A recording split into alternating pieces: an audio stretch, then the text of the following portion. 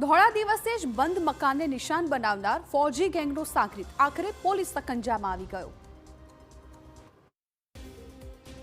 સુરત શહેરમાં ઘરફોડ ચોરી કરતી ગેંગના સાગરીતને પોલીસે ઝડપી પાડ્યો। ઝડપાયેલો આરોપી સતપાલ ફૌજી ગેંગનો સાગરીત છે। આરોપી દિવસ દરમિયાન ફ્લેટમાં રેકી કરીને ક્યાં મકાન બંધ છે એ જાણી લેતો હતો।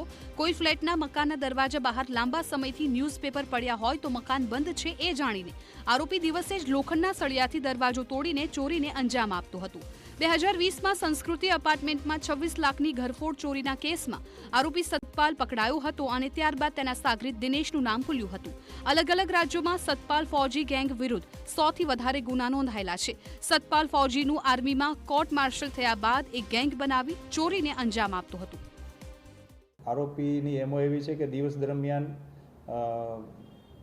ફ્લેટની કોઈ સ્કીમ હોય કે જ્યાં ફ્લેટની અંદર એન્ટર લઈ અને જ્યાં ફ્લેટની બહાર કોઈ ન્યૂઝપેપરો ઝાઝા દિવસથી પડેલા હોય, કોઈ ફ્લેટ બંધ હોય તો ત્યાં લોખંડના સળિયાથી દરવાજો તોડી અને દિવસની ઘરફોડ કરવાની એમો ધરાવે છે।